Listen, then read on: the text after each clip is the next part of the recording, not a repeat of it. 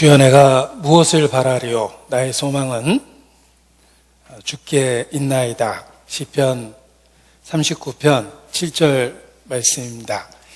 이 시대가 그 말씀을 더 소중하게 이렇게 일깨워 줍니다.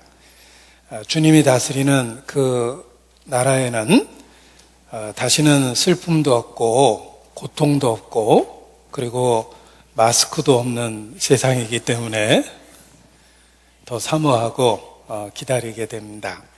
오늘도 주님께서 이 자리에 함께 하셔서 우리 모두에게 풍성한 은혜를 주시리라 확신을 합니다.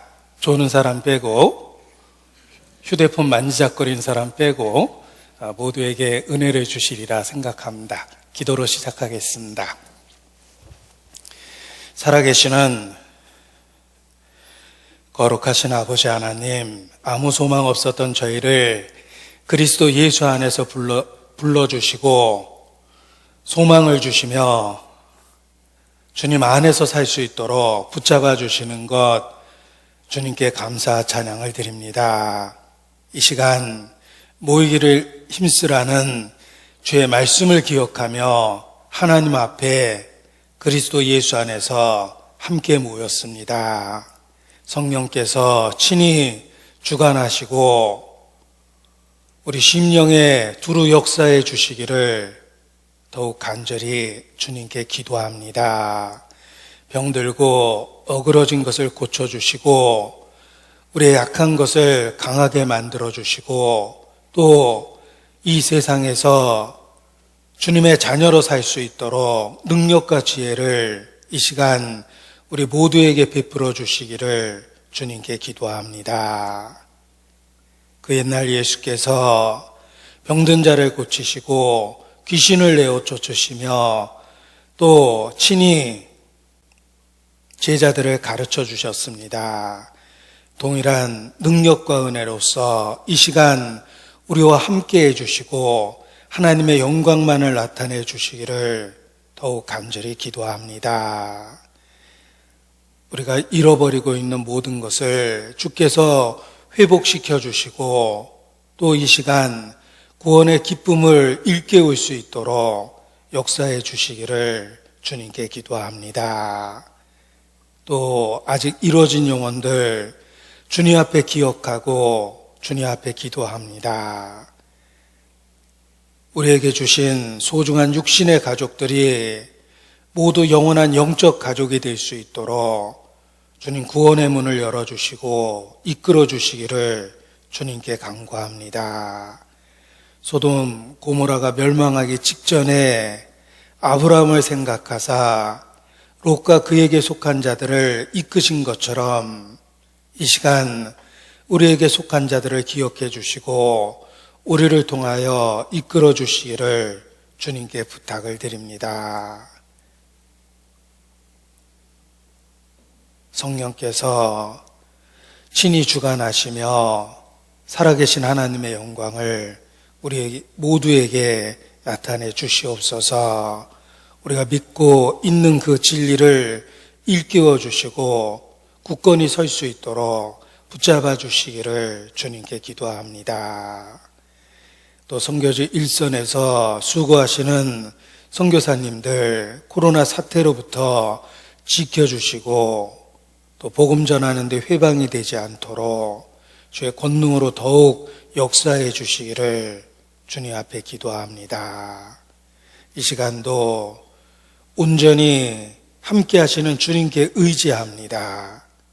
고마우신 우리 구주 예수님 이름으로 기도합니다. 아멘. 네, 성경 요한복음 6장 35절 말씀부터 함께 보시겠습니다. 요한복음 6장 35절 말씀부터 제가 읽어드리겠습니다. 요한복음 6장 35절 예수께서 가라사대 내가 곧 생명의 떡이니 내게 오는 자는 결코 줄이지 아니할 터이요 나를 믿는 자는 영원히 목마르지 아니하리라. 그러나 내가 너희더러 이르기를 너희는 나를 보고도 믿지 아니하는도다 하였느니라. 37절 말씀은 함께 읽겠습니다. 아버지께서 내게 주시는 자는 다 내게로 올 것이요 내게 오는 자는 내가 결코 내어 쫓지 아니하리라. 일본의 아베 총리는 과거 역사에 대한 반성과 사과를 거부하고 있습니다. 그러나 저는 이 시간 진심으로 반성하고 사과합니다. 지난번에 설교를 20분이나 늦게 끝난 것에 대해서 사과하고 반성합니다. 강사가 보는 시계가 있습니다. 제 앞에 강사가 보는 시계가 있는데 제가 시작할 때 시간을 확인합니다. 그리고 시간에 맞게 이렇게 메시지를 조절하면서 이야기를 하는데 분명히 시작할 때는 잘 가던 시계가 끝날 때쯤 되니까 늦게 가기 시작해서 저는 시간을 딱 맞춰서 끝냈는데 불행하게도 이제 시계가 중간에 고장이 났습니다. 왜 이렇게 좋은 말씀을 그런 찝찝한 표정으로 듣는지 궁금했었는데 그 원인을 시계에서 확실히 찾았습니다.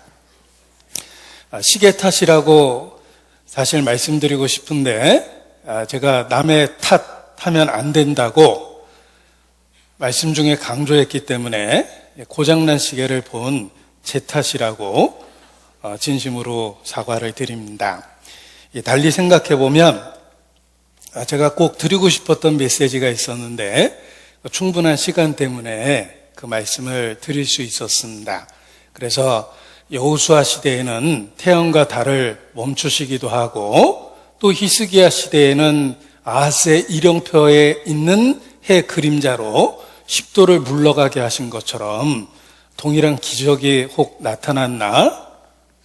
그런 생각도 했습니다. 왜냐하면 꼭 드리고 싶은 말씀을 드릴 수 있는 시간을 충분히 가졌기 때문입니다. 최선의 상황에서 최악의 선택을 한 당시의 사람들에 대한 말씀을 드렸습니다. 예수님께 직접 듣고 배웠음에도 불구하고 특별히 오병이어라는 초자연적인 기적을 경험하고 그들은 예수께서 생명의 떡이라는 진리를 예수님께 직접 들었습니다. 그럼에도 불구하고 결국은 믿음을 저버리고 예수님을 떠나는 사람들에 대한 교훈을 함께 나눴습니다.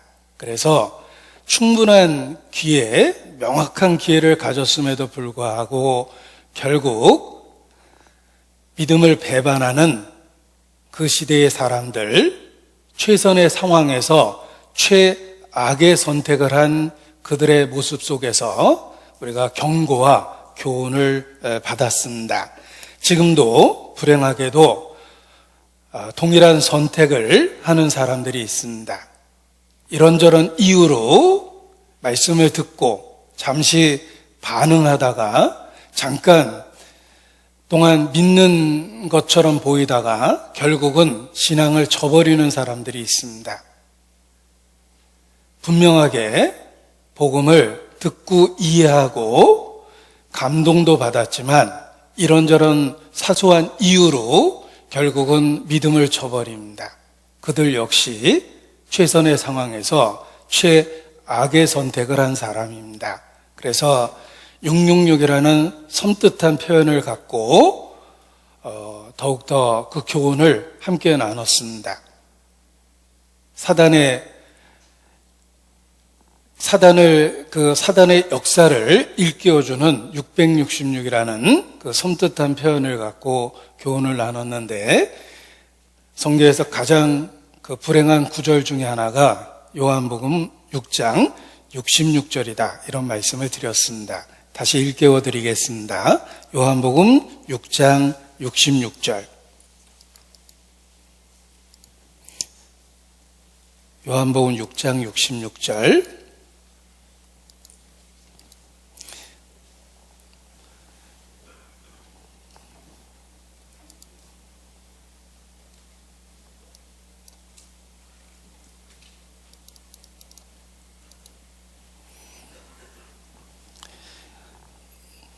이렇게 컴퓨터가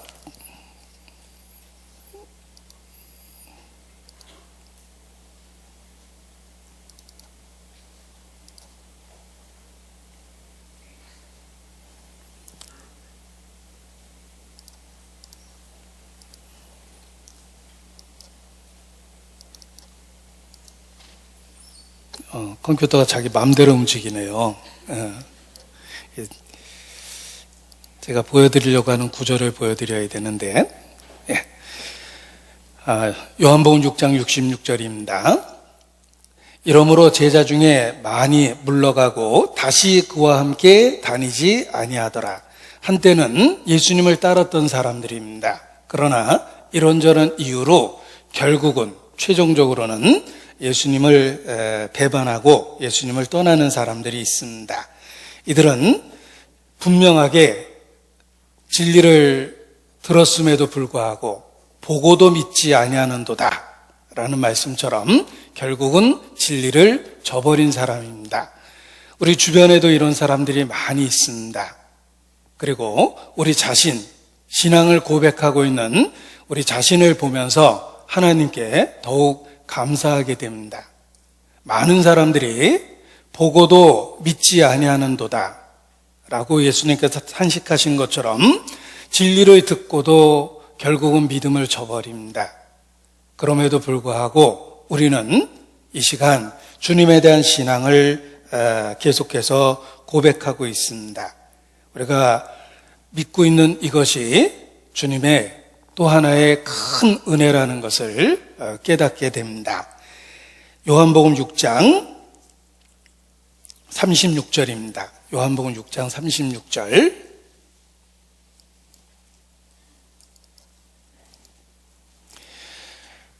그러나 내가 너희더러 이르기를 너희는 나를 보고도 믿지 아니하는도다 하였느니라.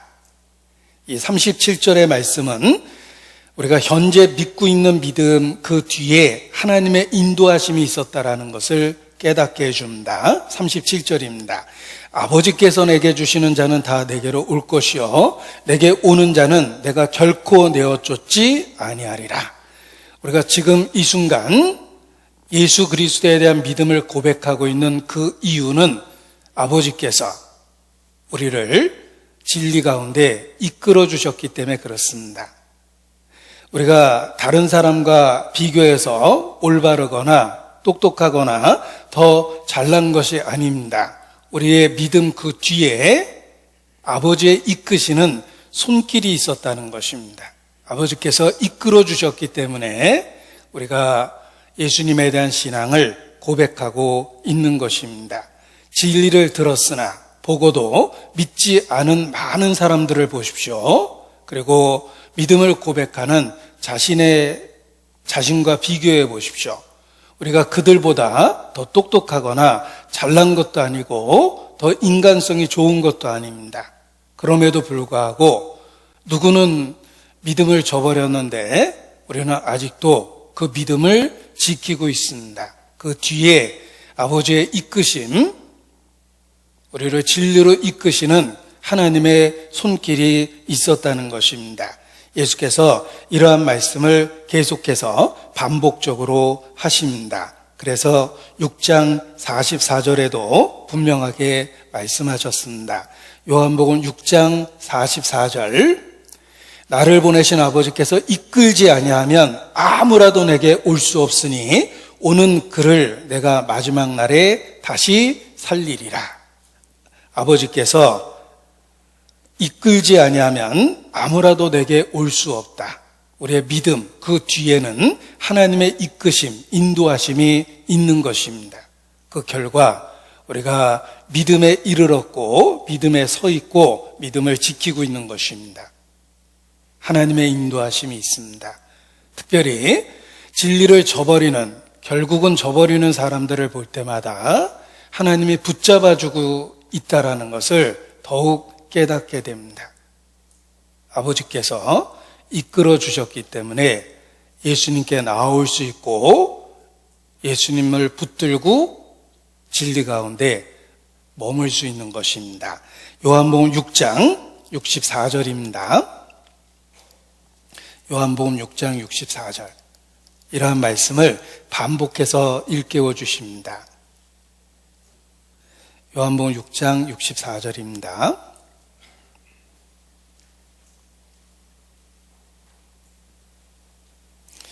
그러나 너희 중에 믿지 아니하는 자들이 있느니라. 너희 중에 믿지 아니하는 자들이 있느니라 하시니, 이는 예수께서 믿지 아니하는 자들이 누구며 자기를 팔 자가 누군지 처음부터 아심이니라. 가룟 유다는 적극적으로 범죄했습니다. 예수님을 팔았습니다. 가룟 유다와 동일한 죄를 짓진 않지만 같은 선택을 하는 사람이 있습니다. 진리를 저버리는 사람입니다. 믿지 아니하는 자들이 많이 있었고 예수님을 직접적으로 파는 가룟 유다도 있었습니다. 예수님은 처음부터 아셨습니다. 그래서 제자들에게 일깨워 주기를, 또 가라사대 이러함으로 전에 너희에게 말하기를 내 아버지께서 오게 하여 주지 아니하시면 누구든지 내게 올 수 없다 하였노라 하시니라. 진리를 저버리는 사람들을 보면서, 그래서 내가 전에 말하기를 아버지께서 이끌지 아니하면 아무도 내게 올 수 없다고 말하지 아니하였느냐라고 다시 일깨워 주신 것입니다. 아버지께서 이끄신 결과 우리가 믿음을 갖게 되었고, 또 아버지께서 지금도 이끄시고 있기 때문에 진리를 지키고 있는 것입니다. 우리의 믿음 그 뒤에 하나님의 적극적인 이끄심, 인도하심이 있습니다. 사실 햇빛이 모든 사람에게 비치듯이 진리의 빛이 모든 사람에게 비치고 있습니다. 하나님의 이끄심, 곧 인도하심과 강건하심이 있습니다. 모든 사람에게 하나님의 인도하심이 있습니다. 보편적으로 하나님이 사람들을 인도하시는 방법이 있고, 아주 특별한 방법으로 사람들을 인도하시는 방법이 있습니다. 계시에도 일반 계시가 있고 특별 계시가 있다라고 구별을 합니다. 일반 계시는 일반적으로, 보편적으로 모든 사람에게 주시는 하나님의 은혜이며, 특별 계시는 아주 특별한 방법으로 자기 자신을 나타내신다는 뜻입니다. 하나님은 보편적으로도 모든 사람을 이끄시고 계십니다. 지금도 그렇습니다. 하나님께서 보편적으로 모든 사람을 이끄시는 그 방법 중에 하나가 바로 양심입니다. 하나님을 알만한 것이 사람 마음속에 있다라고 말씀하셨고, 하나님께서 친히 율법을 사람 마음에 기록하셨다. 것이 양심이라고 말씀하십니다. 그래서 하나님의 법이 기록된 양심 때문에 우리가 끊임없이 일상에서 하나님을 의식하고 있는 것입니다. 특히 범죄할 때마다 양심은 민감하게 반응합니다. 그래서 우리말에도 너 하늘 무서운 줄 알아라 라는 그런 경고적인 교훈이 있는 것입니다. 하나님은 양심, 그 양심을 통해서 모든 사람을 평생 이끌고 계십니다. 보편적으로 사람을 인도하는 방법 중에 하나가 바로 양심입니다. 성가실 정도로 평생 우리를 쫓아다닙니다. 빛이 비치면 그림자를 지울 수는 없습니다. 우리가 존재하는 한 빛 앞에 그림자를 갖게 되며 그림자는 평생 나를 쫓아다닙니다. 이와 같이 하나님의 말씀의 빛이 일깨워질 때마다 양심은 평생 우리를 쫓아다닙니다. 내 몸에 붙어있는 그림자, 없앨 수 없는 그림자처럼 양심이 그렇습니다. 우리의 일생 내내 우리의 삶에 함께 있고 우리를 쫓아다니고, 그리고 때로는 송사하고 때로는 변명합니다. 그 양심은 하나님께서 사람을 보편적으로 이끄시는 방법입니다. 로마서 1장 19절입니다. 로마서 1장 19절.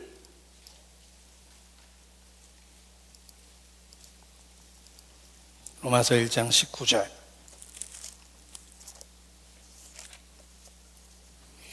이는 하나님을 알만한 것이 저희 속에 보임이라. 하나님께서 이를 저희에게 보이셨느니라. 하나님을 알만한 것을 우리 마음에 두셨습니다. 우리 본성은 자연스럽게 하나님을 인정할 수밖에 없습니다. 하나님이 그렇게 하셨습니다. 최근에 재미난 뉴스를 봤습니다. AI, 인공지능에게 신의 존재에 대한 질문을 던집니다. 만물이 어떻게 생겨났는지에 대한 질문을 던집니다. 혹 외계인이 창조했다고 생각하는가?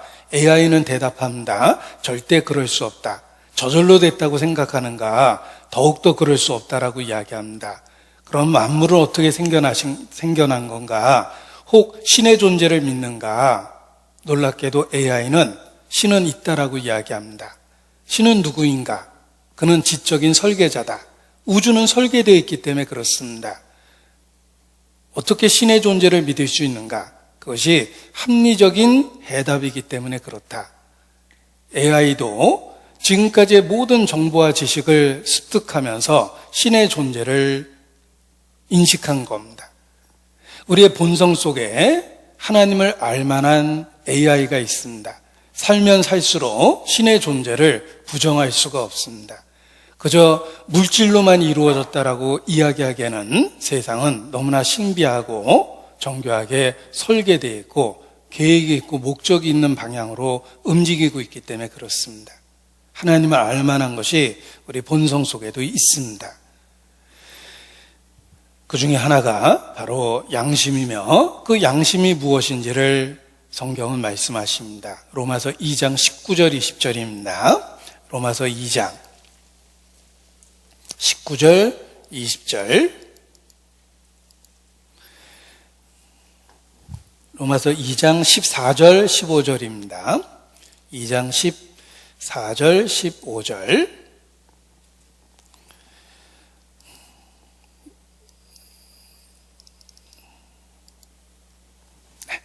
율법 없는 이방인이 본성으로 율법의 일을 행할 때에는 이 사람은 율법이 없어도 자기가 자기에게 율법이 되나니 이런 이들은 그 양심이 증거가 되어 그 생각들이 서로 혹은 송사하며 혹은 변명하여 그 마음에 새긴 율법 행위를 나타내느니라. 인간 본성 속에 율법이 자리 잡고 있습니다. 하나님의 법이 인간 본성 속에 기록되어 있습니다. 그것이 양심이며 때로 송사하고 때로 변명합니다. 늘 우리의 마음속에 법정이 열리고 크고 작은 일에 송사가 시작되는 것입니다. 그래서 죄에 대해서 경고하고 형벌에 대한 두려움을 일깨우며 누군가가 우리의 삶을 지켜보고 있다는 것을 양심이 끊임없이 일깨워 줍니다. 양심, 평생 우리의 삶에 쫓아다니는 그 양심이 하나님이 우리를 인도하시고 이끄시는 보편적인 방법이라는 것입니다. 로마서 2장 4절 보시겠습니다. 로마서 2장 4절.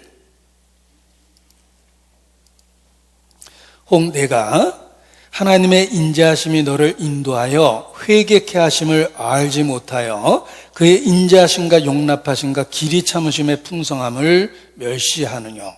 자, 이 죄인의 삶이 그렇습니다. 죄인의 삶은 끊임없는 양심의 송사를 무시하고 양심을 무뎌지게 합니다. 성경은 양심에 화인 맞았다라는 표현을 씁니다. 그 죄인의 삶을 성경은 이렇게 묘사하고 있습니다. 내가 하나님의 인자하심이 너를 인도하여 회개케 하심을 내가 알지 못하여 그의 인자하심과 용납하심과 길이 참으심의 풍성함을 멸시하느뇨. 이것이 죄인의 삶입니다. 그리고 경고하고 계십니다. 5절에 이르시기를 다만 내 고집과 회개치 아니하는 마음을 따라 진노의 날 곧 하나님의 의로우신 판단이 나타나는 그날에 임할 진노를 내게 쌓는도다. 죄인의 삶이 그렇습니다. 하나님의 진노를 머리에 쌓아가고 있는 것입니다. 처음에 태어날 때는 하나님의 진노가 작을 것입니다. 살면 살수록 하나님의 진노가 더 높게 크게 쌓이기 시작합니다. 우리의 머리 위에 날이 선 시퍼런 칼날이 늘 쫓아다니고 있다고 생각해 보십시오. 얼마나 두렵겠습니까? 내 심장을 수없이 많은 총구가 조준하고 있다고 생각해 보십시오. 내 심장과 치명적인 부분에 총구가 나를 정확하게 조준하고 있습니다. 명령이 주어지면 방아쇠를 당길 것이고 수없이 많은 총알을 맞게 될 것입니다. 하나님 앞에 죄인의 삶이 그와 같습니다. 평생 죄를 짓고 양심을 무시하며 그 머리 위에 하나님의 진노를 쌓아가면서 인생을 사는 것입니다. 그러다가 어느 날 죽음이 가까이 오면 자기 머리 위에 쌓아있는 그 진노를 보게 됩니다. 그래서 소스라치게 놀랍니다. 죄인의 죽음 앞에서 엄청나게 당황하는 모습을 혹 보셨을 겁니다. 죽음 앞에서 자기 머리 위에 쌓아있는 하나님의 진노를 보았기 때문에 그렇습니다. 하나님은 7, 80의 우리 인생 내내에 양심을 통해서 간섭하고 사셨던 것입니다. 하나님의 인자하심이 너를 인도하여 회개케 하심을 네가 알지 못하느냐. 평생 하나님의 인자하심이 우리를 이끄셨습니다. 회개하도록. 그런데 우리는 고집과 회개치 아니하는 마음을 갖고 평생 그것을 무시하면서 양심의 외침을 못 들은 척하면서 죄를 짓고 인생을 산 것입니다. 그의 인자하심과 용납하심과 길이 참으심의 풍성함을 멸시하고 살아온 것입니다. 하나님은 모든 사람을 평생 회개하도록 이끌고 계십니다. 보편적으로. 그 방법이 양심이라는 것입니다.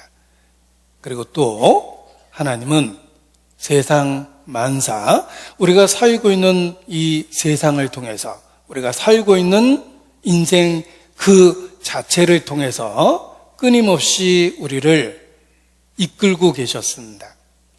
우리가 사는 삶은 매일의 삶 속에서 하나님의 이끄심을 경험하게 되어 있습니다. 세상 일이 그렇습니다. 우리는 세상에 있고 세상에서 여러 가지 일을 경험하고 인생을 살아갑니다. 우리가 살고 있는 불신의 이 세상이 만들어내는 고통, 슬픔, 사건, 사고, 그 모든 상황이 사실 진리로 이끌어주는 하나님의 손길과 연결되어 있습니다. 세상에 고통이 있고 슬픔이 있고 사건이 있고 사고가 있습니다. 그 뒤에 빛으로 인도하는 하나님의 인도하심이 있습니다. 하나님 없는 인생을 성경은 짐승과 다름이 없다라고 선언합니다. 자기가 짐승과 다름이 없음을 하나님께서 깨닫게 한다고 말씀하십니다. 전도자가 가로되 헛되고 헛되며 헛되고 헛되니 모든 것이 헛되도다. 사람이 해 아래에서 하는 그 모든 수고가 무엇이 자기에게 유익한고 평생에 미친 마음을 품다가 후에는 죽은 자에게로 돌아갈 것이니라. 이것이 인생입니다. 우리가 살고 있는 삶의 실체입니다. 주께서 어찌 그리 인생을 허무하게 창조하셨는지요, 지으셨는지요. 우리는 그렇게 탄식할 수밖에 없습니다. 인생을 살면 살수록 삶의 실체를 보게 됩니다. 인생 헛되고 악합니다. 짐승과 다름이 없습니다. 주께서 어찌 그리 인생을 허무하게 지으셨습니까? 우리가 살고 있는 세상에 고통이 있고 불행이 있고 슬픔이 있고 사건이 있고 사고가 있습니다. 왜 이렇게 불안한 세상을 만드시고 방치하십니까? 그것은 이 세상이 결코 완전한 세상이 아니며 주께서 예비하신 완전한 세상이 있다는 것을 일깨워 주는 것입니다. 우리로 하여금 헛되고 악한 세상에서 참된 진리를 사모하고 찾도록 이끌어 주신 것입니다. 결국 우리가 살고 있는 세상, 우리가 살고 있는 이 삶 자체가 진리로 이끄는 하나님의 손길 속에 있다는 것입니다. 세상은 헛되고 악합니다. 악이 가득합니다. 심지어는 공의가 집행되는, 재판하는 곳에도 세상에는 악이 있습니다. 역사가 증거하고 현재 우리가 살고 있는 세상이 증거합니다. 전도서 3장 16절입니다. 전도서 3장 16절.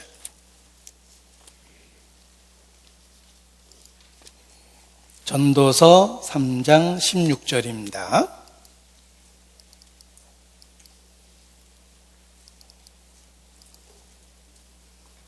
전도서 3장 16절.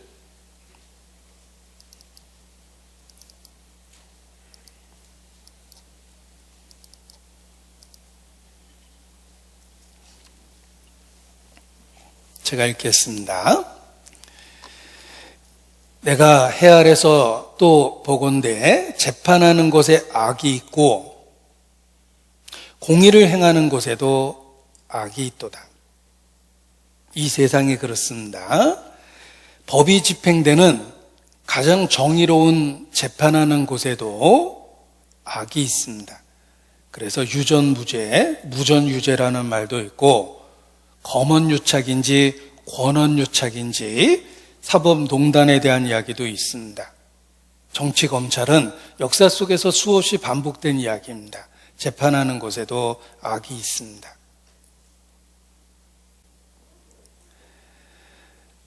이러한 세상에서 살면 살수록 우리는 정의의 부재, 마땅히 집행되어야 될 공의가 이 세상에 없다라는 것을 깨닫게 됩니다. 그리고 그 원인이 신의 부재, 하나님을 부정했기 때문에, 하나님으로부터 분리됐기 때문에 생긴 거라는 것을 알게 되고 하나님을 찾게 됩니다.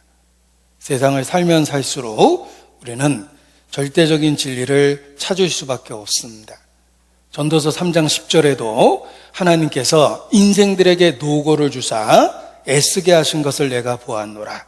하나님께서 인생들에게 노고를 주셨습니다. 고통과 슬픔을 주셨고 예측하지 못할 사건과 사고를 주셨고 불의가 가득한 세상을 그냥 방치하고 계십니다.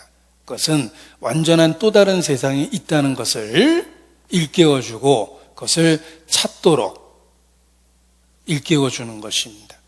따라서 우리가 하나님을 부정하는 이 세상을 살면 살수록 역설적이지만 하나님이 우리의 삶에 꼭 필요하다는 진리를 깨닫게 되는 것입니다. 그래서 세상에 고통과 슬픔을 주신 것입니다. 어둠을 경험하게 해서 빛의 의미가 무엇인지를 경험을 통해서 깨닫게 하신 것입니다. 헤르만 헤세라는 사람도 그러한 깨달음을 갖고 시를 썼습니다. 신이시여 나를 절망케 하소서, 내 자신에게 절망하게 하소서. 저로 하여금 모든 슬픔을 맛보게 하시고 온갖 고뇌의 불꽃을 핥게 하소서. 온갖 모욕을 겪도록 하게 하소서. 제가 스스로 지탱해 나감도 돕지 마옵소서. 그러나 저의 모든 자아가 분쇄되거든 그때 저에게 가르쳐 주옵소서. 이렇게 시를 썼습니다. 절망과 고통을 통해서 참된 진리를 배울 수 있도록 인도하소서라는 뜻입니다. 그래서 다윗도 고난당하는 것이 내게 유익이라. 내가 이로 인하여 주의 율례를 배우게 되었나이다 라고 고백합니다. 성도에게만 해당되는 것이 아닙니다. 불신의 이 세상을 살아가는 모든 사람에게 다 해당됩니다. 고난당하는 것이 내게 유익이라. 이로 인하여 내가 주의 율례를 배우게 되었나이다. 어둠을 경험하면서 빛의 소중함을 알게 됐습니다. 굶주림을 경험하면서 정상적으로 먹는다는 것이 얼마나 소중한지 알게 되었습니다. 목마름을 경험하면서 물 한 잔의 소중함을 깨닫게 됐습니다. 우리가 살고 있는 세상이 그렇습니다. 하나님을 부정한 결과가 무엇인지 7, 80의 고통스러운 불확실한 삶을 살면서 처절하게 깨닫게 하셨습니다. 그리고 우리에게 정말 필요한 것은 바로 하나님 자신이라는 걸 찾도록 만들어 주신 것입니다. 이것이 보편적으로 하나님께서 모든 사람을 이끄시는 방법입니다. 우리의 양심, 그리고 우리가 살아가고 있는 세상에서의 우리의 7, 80의 삶, 그것을 통해서 진리를 찾도록 만들어 주신 것입니다. 그래서 진리를 발견했을 때 이것이 내가 찾던 그 진리라는 것을 확신하게 만들어 주셨습니다. 그리고 보편적으로 모든 사람을 인도하는 하나님의 이끄심이 있는가 하면 특별히 우리 개인적으로 믿음을 갖게 인도하시는 적극적인 하나님의 개입이 있습니다. 특별히 성도의 삶에 뒤를 돌아보면 내가 믿음을 갖게 된 그 뒤에 아버지의 이끄심이 있었다는 것을 알게 됩니다. 바울 사도에게는 극적으로 하나님의 이끄심이 나타났습니다. 하나님을 대적하고 있는 그 상태에 다메섹 도상에서 초자연적인 빛이 그를 감싸며 하늘로부터 음성으로 그를 일깨우셨습니다. 사울아, 내가 어찌하여 나를 핍박하느냐. 사도 바울에게는 적극적으로 개입하셔서 그를 진리로 이끌어 주셨습니다. 그런데 우리에게 그런 극적인 드라마는 없다 하더라도 하나님은 틀림없이 성도의 믿음 그 뒤편에 직접적으로 이끌어 주셨다는 것입니다. 우리의 믿음 그리고 그 뒤편을 살펴보면 하나님의 인도하심이 있었습니다. 우리가 올바르거나 남들보다 구별되어 있거나 더 잘나서 믿음을 갖게 된 것이 결코 아닙니다. 하나님의 직접적인 개입과 적극적인 이끄심이 있었기 때문에 마침내 우리가 믿음을 갖게 된 것입니다. 그래서 다 성장해서 비로소 부모가 자기에게 무슨 일을 했는지 깨닫는 자식처럼 우리도 어느 날 믿음이 성장하다 보면 내가 믿음을 갖게 된 그 뒤에 하나님의 인도하심이 있었다는 것을 확실하게 발견하게 됩니다. 그래서 누군가는 고백하기를 천국 문 앞에는 주 예수를 믿으라 라고 써 있고 그 문에 들어와서 뒤를 돌아다 보니까 천국 문 안쪽에는 창세전에 내가 너를 택했다 라고 써 있더라 라고 표현하기도 했습니다. 이것은 하나님의 이끄심이 우리의 믿음 그 뒤에 있었다는 것입니다. 적극적으로 우리를 이끌어 주셨기 때문에 우리가 마침내 믿음을 갖게 되고 믿음을 지키고 있는 것입니다. 내 아버지께서 이끌지 아니하면 아무라도 내게 올 수 없느니라. 하나님이 붙잡아 주시고 이끌어 주셨기 때문에 우리가 믿음을 갖고 있는 것입니다. 저 개인적인 간증을 말씀을 드리겠습니다. 제가 예수님을 만난 그 뒤에도 확실한 주님의 인도하심이 있었다는 것을 아주 나중에 깨닫게 되었습니다. 그 전에는 제가 간증하기를 이렇게 간증했습니다. 저는 그 어머니께서 외정 때부터 믿음을 가졌고 나면서부터 교회를 다니기 시작했습니다. 소위 말하는 모태신앙이고, 그리고 정말 하나님이 계시는지 궁금했고 하나님의 뜻이 무엇인지 정말 어려서부터 궁금했습니다. 그리고 마침내 그 하나님의 뜻을 알게 되었습니다. 이렇게 간증을 했는데 지금은 그렇게 간증하지 않습니다. 내가 하나님을 찾은 적이 있는가? 물론 가끔은 찾았습니다. 힘들고 고통스러울 때 찾았지만 대부분 90% 이상의 삶은 하나님을 거의 인식조차도 못하고 그냥 인생을 살았습니다. 가끔 힘들 때마다 발작적으로 하나님을 찾았고, 그리고 대부분의 삶 속에서는 하나님의 존재를 전혀 인정하지 않고 사실 인생을 산 겁니다. 그런데 어떻게 예수님을 만나게 됐을까?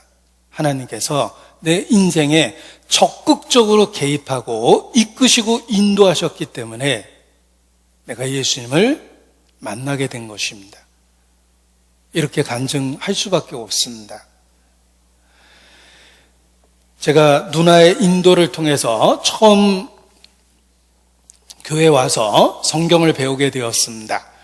성경을 제게 가르쳐줬던 분이 온전히 일주일 동안 시간을 내셨습니다. 아침 10시부터 오후 4시까지 점심을 일주일 동안 먹여가면서 개인적인 상담을 해줬습니다. 저한테 시간 투자를 많이 한 것입니다. 그때는 그게 당연하다고 생각하고 고맙지도 않았어요. 그냥 당연하다고 생각했습니다. 그리고 일주일 동안 저에게 정성껏 긴 시간 대화를 하고 제가 궁금한 거에 대해서 성경을 찾아서 답변을 해주셨습니다. 그리고 마침내 죄와 심판에 대한 이야기를 듣게 됐습니다. 내가 하나님 앞에 죄인이고 심판을 반드시 받을 거라는 경고를 받았습니다. 그리고 내일 오면 어떻게 구원을 받는지 알려주겠다고 말씀하셨는데 그 순간에 제가 안 오겠다고 선언했습니다. 일주일 동안 말씀을 듣고 더 이상 듣지 않겠다고 선언을 한 겁니다. 이유는 그분한테 말 안 했는데 사실 오래전부터 졸업을 앞두고 친구들과 설악산에 여행 가기로 약속이 돼 있었습니다. 친한 친구들과 모여서 설악산에 여행 가려고 이미 약속하고 있었기 때문에 시간이 없다고 생각했기 때문에 나는 여기까지 듣고 이제 안 듣겠다라고 그렇게 선언을 한 겁니다. 그때 저를 인도했던 그 분들이 얼마나 실망하고 낙심하는지를 표정을 통해서 충분히 알 수 있었음에도 불구하고 제가 여기까지다, 더 이상 안 듣겠다 라고 이렇게 선언을 했습니다. 그리고 그 다음날 정말 설악산에 일주일 동안 놀러 갔습니다. 친구들과 설악산에 일주일 동안 놀러 갔습니다. 그리고 그 이야기가 거기서 끝났다면 제가 이 자리에 이렇게 없었을 것입니다. 그런데 놀랍게도 하나님께서 설악산까지 쫓아오셨습니다. 제가 일주일 동안 친구들과 설악산에서 놀러 다녔는데 주로 그 절간에서 숙소를 얻어서 친구들하고 자거나 또는 콘도를 빌려서 설악산에 숙소로 삼았습니다. 그래서 산에 있을 때는 절에서 재워준다는 걸 그때 알았습니다. 그래서 상당히 숙박비는 비싸더라고요. 그래가지고 나오면서 막 욕했던, 그 중한테 욕했던 기억도 있습니다. 차라리 여관을 차려라, 절을 하지 말고, 이렇게 욕했던 기억도 있는데, 아무튼 산에 있을 때는 절에서 잤고, 그리고 숙소가 있을 때는 콘도에서 자면서 일주일 동안 아주 즐겁게 졸업여행을 했습니다. 친구들과 졸업여행을 했습니다. 그런데 해가 지면 이렇게 친구들하고 잠들 때까지 노닥거릴 수밖에 없었는데 이 얘기 저 얘기 친구들과 나누면서 일주일을 지냈습니다. 그런데 대부분의 대화를 제가 주도했고 제가 꺼낸 이야기는 성경 이야기였습니다.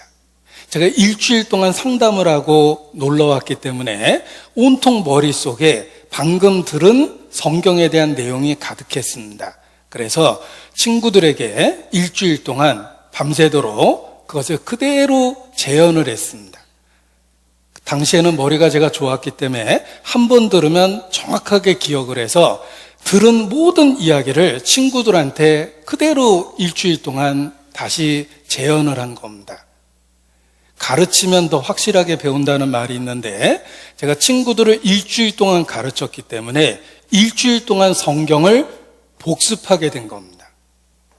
그래서 하나님에 대한 마음이 더 간절해졌습니다. 일주일 만에 서울에 도착했고 도착하자마자 집에 간 게 아니라 교회로 갔습니다. 그날이 1985년 3월 2일 토요일입니다. 그날 설악산에서 돌아왔는데 교회로 돌아왔습니다. 그리고 지난번에 해준다고 했던 어떻게 구원을 받는지에 대한 말씀을 그날 들었습니다. 그리고 그날 밤부터 모임에 참여해서 지금까지 제가 모임에 있는 것입니다.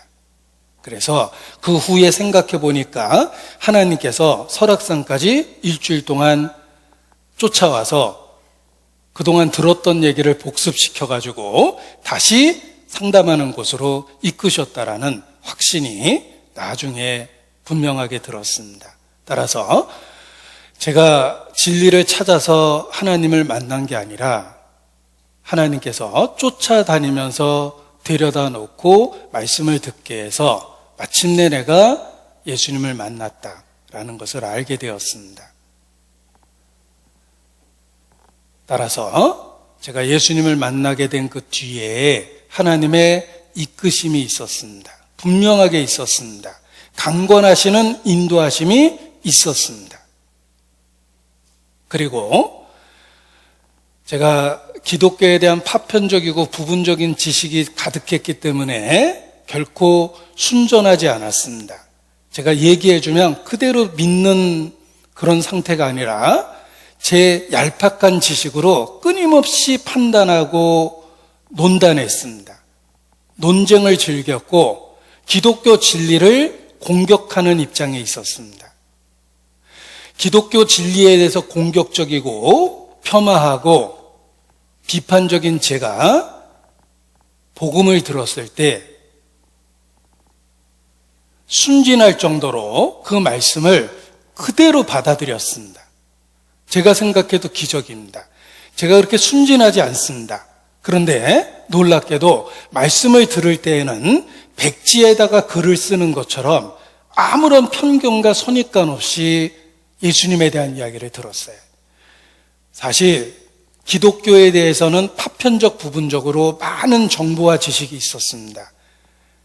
기독교 서적을 제가 많이 읽었고 평신도 신학까지 취미로라도 공부를 다 했거든요. 그럼에도 불구하고 복음을 들을 때는 순전해졌습니다. 하나님이 굳은 마음을 제하고 부드러운 마음을 줄 것이라 라고 말씀하셨는데 복음을 들을 때 정말 그렇게 하셨습니다. 내 마음속에서 굳은 마음을 제하고 부드러운 마음을 주셨어요. 그래서 말씀을 그대로 받아들일 수 있도록 만들어 주셨습니다. 하나님이 강권하시고 이끄셨다라는 것을 저 스스로도 확실히 알게 된 것입니다. 에스겔 36장입니다. 에스겔 36장.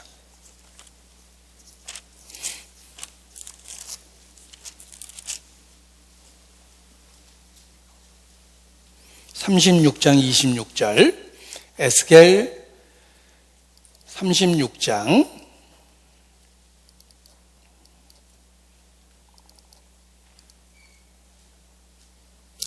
36장 26절입니다.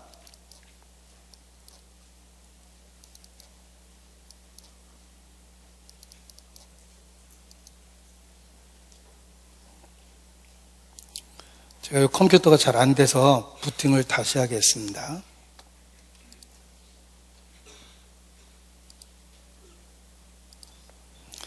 그냥 읽어드리겠습니다. 에스겔 36장 26절. 또 새 영을 너희 속에 두고 새 마음을 너희에게 주되 너희 육신에서 굳은 마음을 제하고 부드러운 마음을 줄 것이며 또 내 신을 너희 속에 두어 너희로 내 율례를 행하게 하리니 너희가 내 규례를 지켜 행할지라.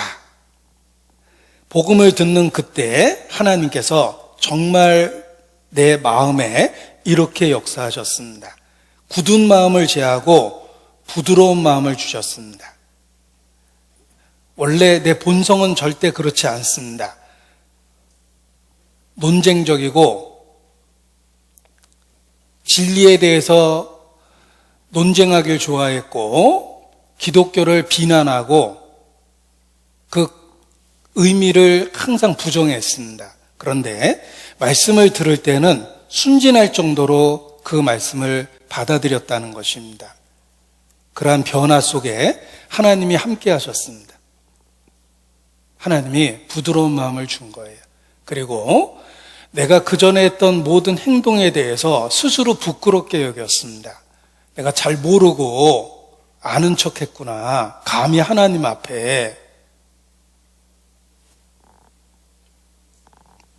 내가 알면 얼마나 할까? 세상 모든 지식의 1%도 모를 텐데 내가 감히 그 1%도 안 되는 지식을 갖고 편견과 선입관을 갖고 기독교를 공격하고 하나님 앞에 망령된 행동을 했구나라는 것을 스스로 느끼기 시작했습니다.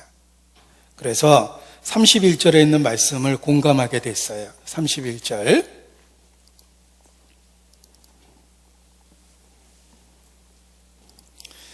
그때 너희가 너희 악한 길과 너희 불선한 행위를 기억하고 너희 모든 죄악과 가증한 일을 인하여 스스로 밉게 보리라. 자기 자신에 대해서 스스로 한탄하게 된 겁니다. 그래서 예수 그리스도에 대한 진리를 듣고 그 진리에 대해서 적극적으로 반응하고 믿을 수밖에 없었고 주님은 마음에 확신을 주셨습니다.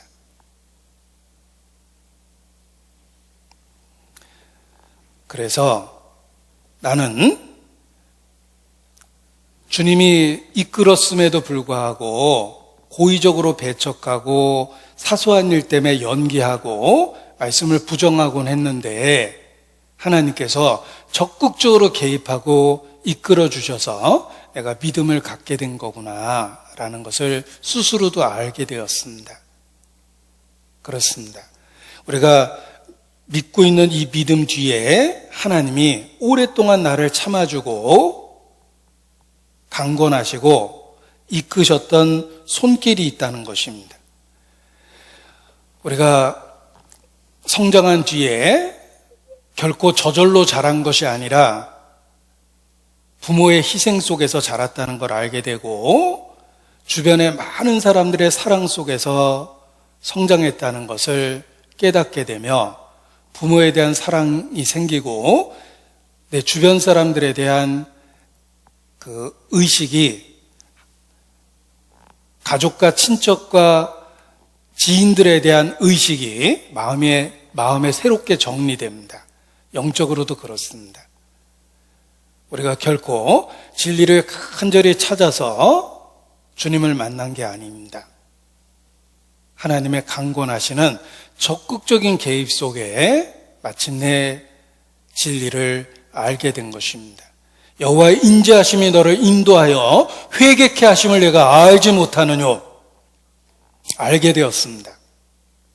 오늘 원래 설교 제목이 여호와의 인자하심이 너를 인도하여 회개케 하심을 내가 알지 못하느뇨 입니다. 근데 꽤 길죠. 그래서 회개케 하시는 은혜라는 말로 줄여놓은 겁니다.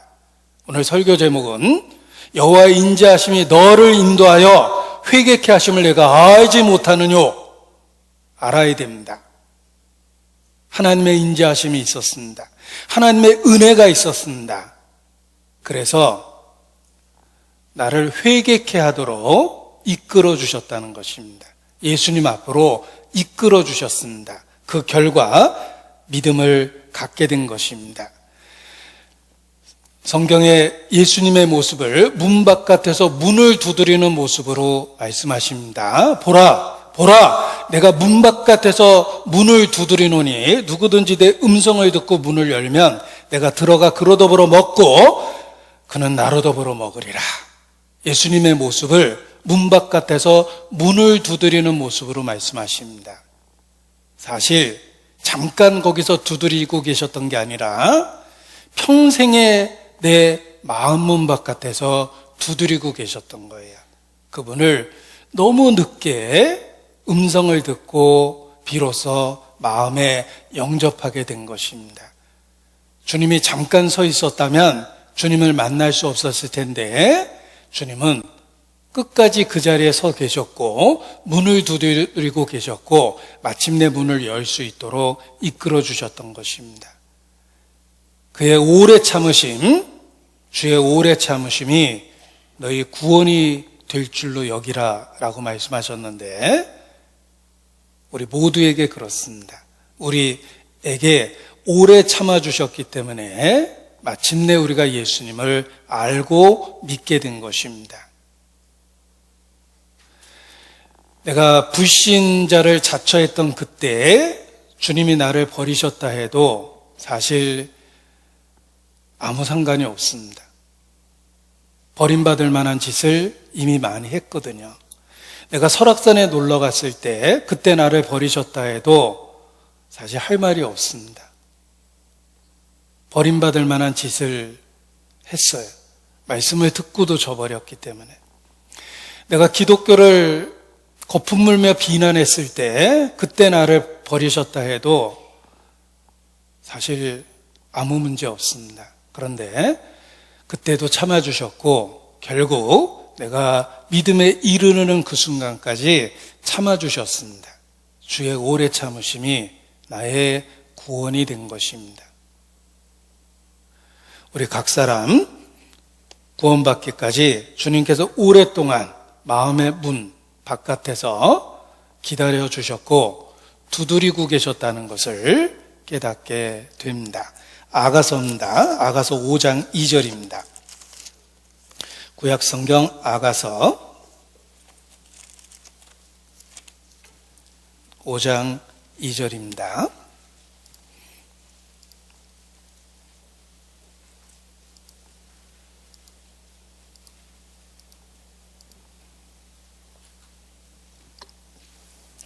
제가 읽어드리겠습니다. 아가서 5장 2절. 내가 잘지라도 마음은 깨었는데 나의 사랑하는 자의 소리가 들리는구나. 문을 두드려 이르기를 나의 누이 나의 사랑 나의 비둘기 나의 완전한 자야. 문 열어다고 내 머리에는 이슬이 내 머리털에는 밤이슬이 가득하였다 하는구나.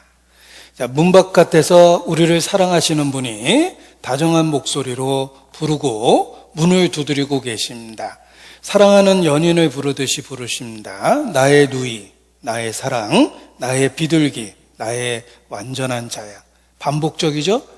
마음에 있는 연심, 사랑하는 마음을 표현하고 있습니다. 나의 사랑하는 자요. 반복해서 부르고 있습니다. 문 열어다고 내 머리에는 이슬이 내 머리털에는 밤이슬이 가득하였다 하는구나.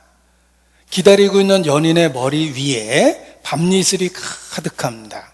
잠깐 서 있었던 게 아니라 밤새도록 서 있었다는 거예요. 주님의 마음이 그렇습니다. 우리 각 사람을 향한 주님의 사랑이 그렇습니다. 열어줄 때까지 기다렸다는 거예요. 주의 오래 참으심이 마침내 우리의 구원이 된 것입니다. 내가 종일 펴서 내 백성을, 내가 종일 손을 펴서 내 백성을 불렀다라고 말씀하셨고,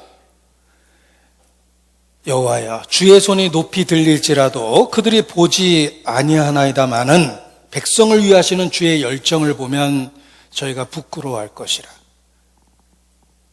백성을 위하시는 주의 열정을 보면, 우리를 향한 주님의 사랑을 보면 우리 스스로 부끄럽게 여깁니다. 우리에 대한 사랑, 오래 참는 사랑을 보여주셨기 때문에 그렇습니다. 백성을 위하시는 주의 열정을 보면 저희가 부끄러워할 것이라. 내가 종일 손을 펴서 너희를 불렀노라.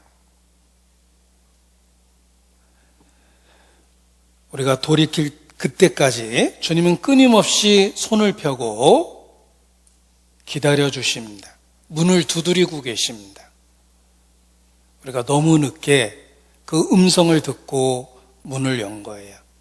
이미 주님의 머리 위에는 밤이슬이 가득합니다. 꽤 오랫동안 거기 그대로 기다려 주셨다는 뜻입니다.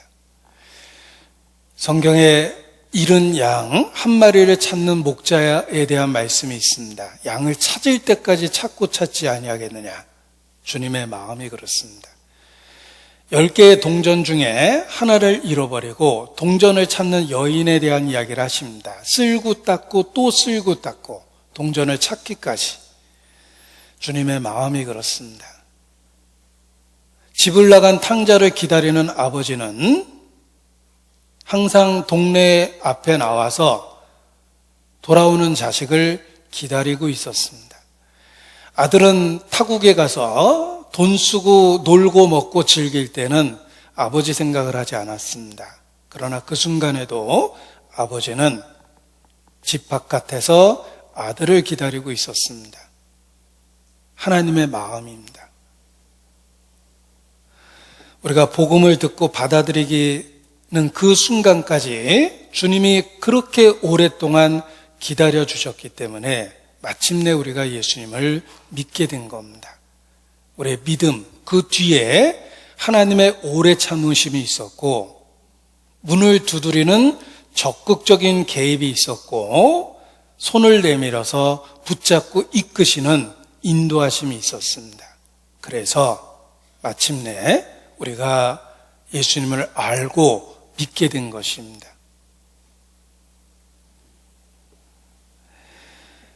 아이가 세상에 생명을 갖고 살아가는 그 뒤에 임신이라는 과정이 있습니다. 40주라는 임신이라는 긴 과정을 통해서 아이가 생명을 얻게 됩니다.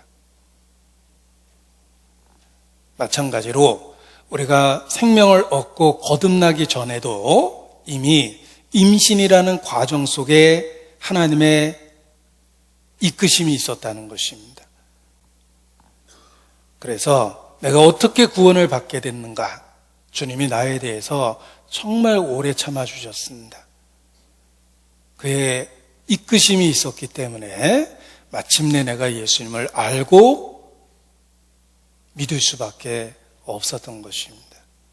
그래서 우리의 믿음, 그 뒤에 하나님의 손길이 있다는 것을 깨닫고 더욱 감사와 찬양을 하게 되는 것입니다. 그럼에도 불구하고 끝까지 믿음을 거부하고 멸망하는 사람들이 있습니다. 멸망의 원인은 똑같습니다. 그들은 끝까지 진리를 거부했다는 거예요. 그들에게 더 많은 시간이 주어져서 돌이킬 수 있었다면 주님은 1000년을 하루처럼 기다리셨을 겁니다. 근데 왜 결국 멸망했을까? 그들의 최종적인 선택이 불신이기 때문에 그렇습니다. 멸망의 이유는 끝까지 거절하기 때문입니다. 그들의 최종적 선택이 결정됐기 때문에 결국은 멸망한 겁니다. 기다림을 통해서 태도가 바뀔 수 있었다면 하나님은 더 기다려 주셨을 겁니다. 그들의 최종적인 선택이 결정되었기 때문에 사실 지금 죽으나 10년 뒤에 죽으나 20년 뒤에 죽으나 아무런 상관이 없는 거예요. 오히려 20년 뒤에 죽으면 받아야 될 형벌을 20년치를 더 더할 뿐입니다. 어차피 최종적 선택이 마음에 정해져 있기 때문에 그렇습니다. 불신자의 멸망은 그들 마음에 끝까지 사랑을 거부하기 때문이다. 라고 말할 수밖에 없습니다. 마태복음 23장 37절입니다. 마태복음 23장 37절.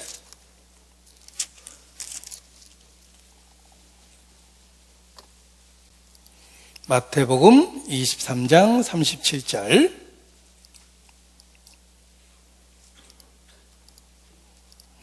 이제 컴퓨터가 제대로 말씀을 찾아줍니다. 역시 한번 죽고 부활해야지 이렇게 능력이 되살아납니다. 예루살렘아 예루살렘아 선지자들을 죽이고 내게 파송된 자들을 돌로 치는 자여, 암탉이 그 새끼를 날개 아래 모음같이 내가 내 자녀를 모으려 한 일이 몇 번이냐. 수없이 그들을 기다려주고 강권하시고 충고하고 경고하셨습니다. 그럼에도 불구하고 그들은 멸망합니다. 왜? 너희가 원치 아니하였도다. 이것이 멸망의 원인입니다. 너희가 원하지 아니하였도다. 내가 너희를 모으려 했던 것이 몇 번이냐. 그러나 너희가 원하지 아니하였도다. 그들의 태도는 시간을 더 준다고 바뀌는 게 아닙니다. 상황과 사건이 주어진다고 바뀌는 게 아닙니다. 그들은 최종적인 결정을 했습니다. 이미 마음의 주님을 배척하고 있었어요. 그래서 결국은 멸망할 수밖에 없는 것입니다. 너희가 원하지 아니하였도다. 왜 하나님이 세상을 심판하십니까? 불신자의 마음에 이미 불신이 결정되어 있기 때문에 그렇습니다. 시간이 더 주어진다고 믿을 사람이 아니에요. 상황과 사건이 주어진다고 해서 태도가 바뀔 사람이 아니에요. 그래서 심판이 집행되는 것입니다. 자, 인질극을 벌이고 있는 사람이 있습니다. 경찰 특공대가 둘러서서 정확하게 인질범을 겨냥을 했습니다. 명령이 주어지면 단숨에 저격해서 사살해 버립니다. 그런데 아직 책임자가 결정을 하지 않았어요. 왜냐하면 저 철없는 저 사람에게 기회를 주고 싶어서 설득을 합니다. 그래서 어머니도 데려왔어요. 아가, 너 왜 그러냐? 빨리 자수해라. 친한 친구도 데려왔습니다. 형님도 데려왔습니다. 그런데 가족의 설득에도 불구하고 끝까지 저항합니다. 그러면 어느 순간에 결심할 수밖에 없어요. 사살하라. 명령이 떨어지자마자 이미 정확하게 조준하고 있었습니다. 그 순간에 사살하는 수밖에 없습니다. 왜냐하면 결정을 미루면 더 많은 피해와 문제가 발생하기 때문에 그렇습니다. 하나님의 심판이 그렇습니다. 너희가 원하지 아니하는도다. 심판이 집행될 수밖에 없는 것입니다. 역사 끝에도 그러합니다. 그들은 이미 불신을 결정했기 때문에 돌이킬 수가 없는 거예요. 요한계시록 22장 10절입니다. 성경 제일 끝 페이지입니다. 요한계시록 22장 10절. 또 내게 말하되 이 책의 예언의 말씀을 임봉하지 말라. 때가 가까우니라. 이제 정말 마지막입니다. 불의를 하는 자는 그대로 불의를 하고 더러운 자는 그대로 더럽고 의로운 자는 그대로 의를 행하고 거룩한 자는 그대로 거룩되게 하라. 이 말씀을 반복적으로 읽는 중에 의미가 분명하게 더 깨달아졌습니다. 의롭고 거룩한 자는 이미 그 삶의 태도를 분명하게 정했기 때문에 그 태도를 유지하고 살려고 합니다. 반대로 불의를 행하고 더러운 자도 하나님을 배척하고 부정하고 태도를 분명히 했기 때문에 상황이 바뀐다고 태도를 바꾸지는 않습니다. 이미 마음에 불신 쪽을 굳게 택한 거거든요. 그대로 하고라는 말은 자신의 태도를 고정하고 변하려는 의도가 없다는 뜻입니다. 그러니까 역사가 끝날 수밖에 없는 거예요. 우리 주변에 끝끝내 진리를 거부하고 죽음을 맞이하는 분이 있습니다. 10년을 더 살아서 불신의 삶을 10년을 더 사느니 지금 죽으나 10년 뒤에 죽으나 큰 차이는 없다고 생각합니다. 하나님은 최선의 결정을 하신 거예요. 우리가 설명할 수는 없고 이해할 수는 없지만 죽음 앞에 서면 하나님은 틀림없이 우리 각 사람에 대해서 최선의 결정을 한 겁니다.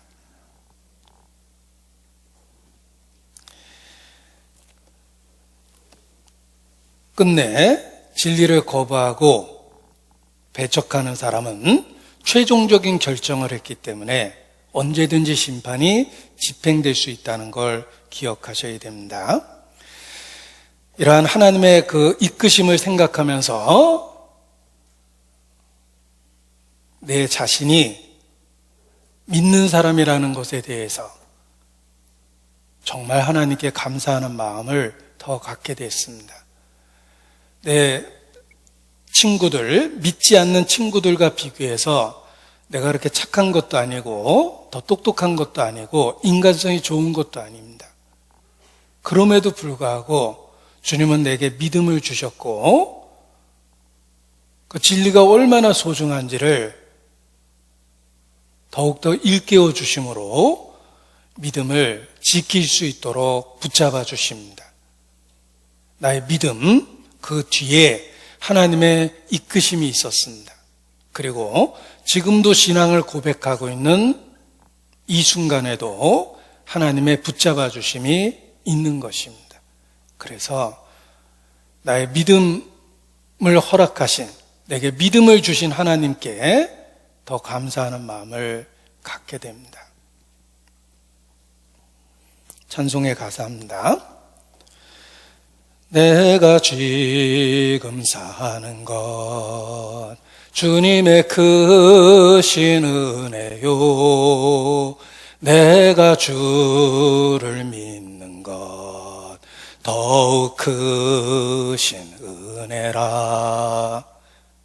내가 지금 사는 것도 은혜고 내가 지금 주를 이렇게 믿고 있는 이것도 더욱 크신 은혜입니다.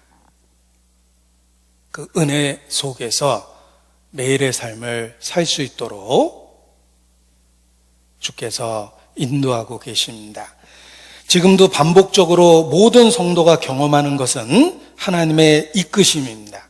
나를 강권하시고 지금도 이끌어주고 계십니다. 빛 가운데로, 진리 가운데로, 진리 그 자체인 예수님께로 집중할 수 있도록 나의 생각과 내 삶의 모든 것들을 붙잡고 이끌고 계십니다.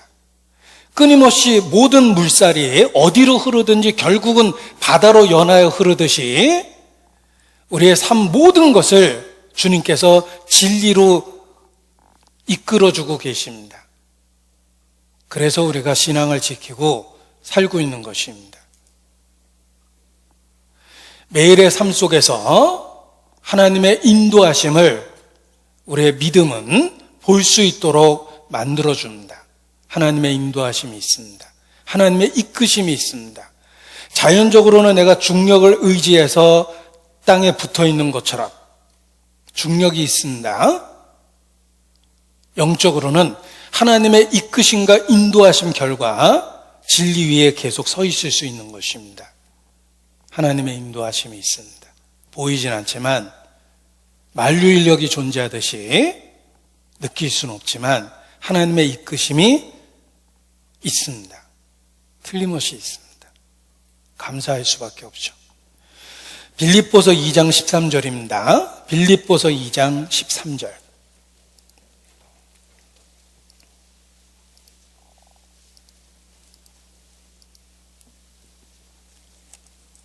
빌립보서 2장 13절 함께 읽습니다.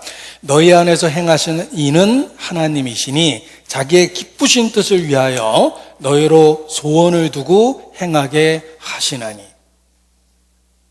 우리 마음속에 하나님의 이끄심이 있습니다.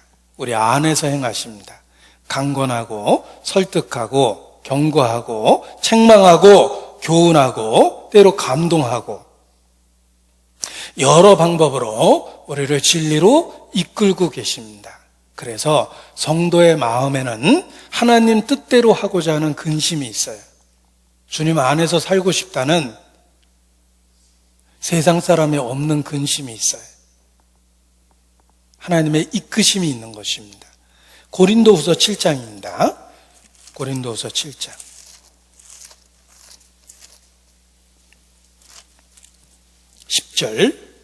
고린도후서 7장 10절.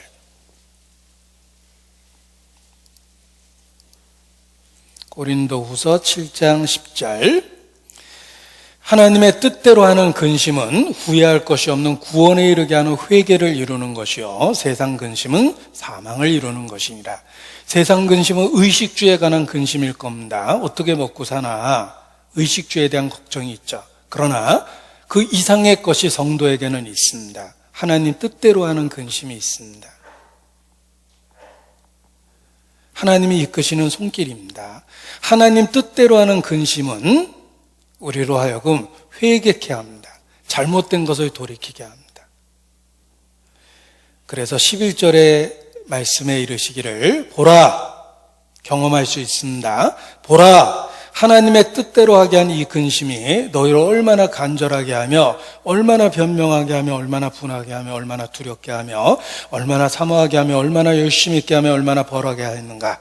너희가 저 일에 대하여 일절 너희 자신의 깨끗함을 나타내었느니라.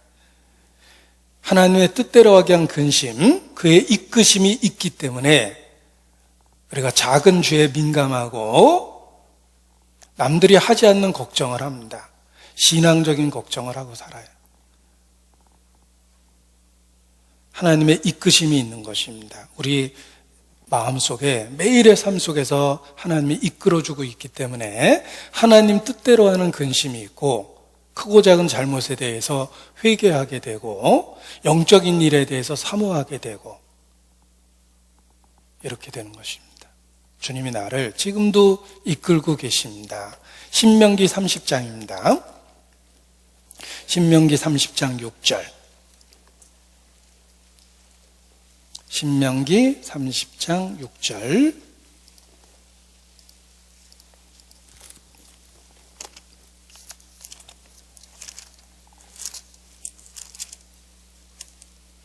신명기 30장 6절 제가 읽어드리겠습니다.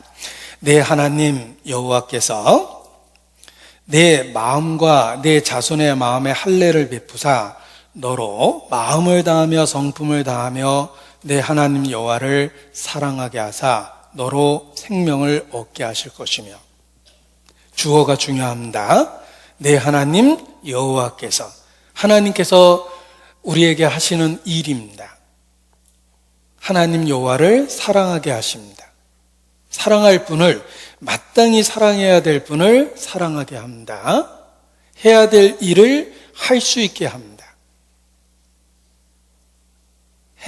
해서는 안 될 일을 하지 않도록 해주십니다. 내 하나님 여호와께서. 그래서 생명을 얻게 하십니다. 부모는 자식을 교육을 합니다. 공부 안 하려고 해도 시켜서라도 공부를 하게 만들죠. 부모는 자식을 공부를 하게 하고 잘못된 것을 못하게 하고 올바른 것을 배우게 하고 장래일을 준비케 하고 건강을 위해서 먹게 하고 잘 때 자게 하고 부모가 그렇게 합니다. 하나님의 인도하심이 그렇습니다. 우리의 삶에 그리스도 안에서 적극적으로 개입하신다는 거예요. 나의 앉고 일어섬을 아시고 멀리서도 나의 생각을 아시며 나의 길과 눕는 것을 감찰하시고 나의 모든 행위를 익히 아십니다. 주께서. 그냥 아시는 정도가 아니라 적극적으로 개입하십니다.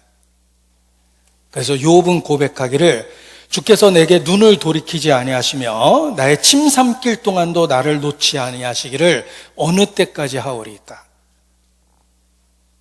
자신의 모든 것을 주님이 간섭하고 있다는 걸 알았어요. 생각해 보십시오. 천지를 지은 창조주가 한 사람의 인생에 적극적으로 개입합니다. 우리의 심령에 역사하시고 우리의 생각과 마음의 변화를 주시고 사모할 것을 사모하게 하며 미워할 것을 미워하게 하며 해야 될 일을 하게 해주고 우리의 삶을 적극적으로 인도하고 계십니다. 은혜입니다. 우리를 이끌어 주시는 은혜가 있다는 것입니다. 구체적으로 몇 가지를 말씀을 드리고자 합니다. 하나님이 어떻게 우리를 이끄실까? 첫 번째, 마땅히 회개할 죄가 있다면 회개하고 돌이키게 만들어줍니다. 회개치 않는 죄가 있다면 자백하게 하시며 죄를 버릴 수 있게 적극적으로 우리 삶에 개입하십니다. 그것이 하나님의 인도하심입니다. 시편 32편 다윗의 고백을 보십시오. 시편 32편 3절입니다. 이러한 다윗의 시를 회개의 시라고 그럽니다. 다윗의 회개의 시가 있는데 주로 삶 속에 정리해야 될 죄가 있다면 이런 회개의 시를 반복적으로 읽고 다윗과 같은 마음으로 죄를 버리는 것이 마땅합니다. 시편 32편 3절입니다. 내가 토설치 아니할 때 종일 신음함으로 내 뼈가 쇠하였도다. 주의 손이 주야로 나를 누르시오니 내 진액이 화하여 여름 가물에 마름같이 되었나이다. 여러분, 이런 심령의 상태를 경험하십니까? 특히 자백하지 않는 죄가 있을 때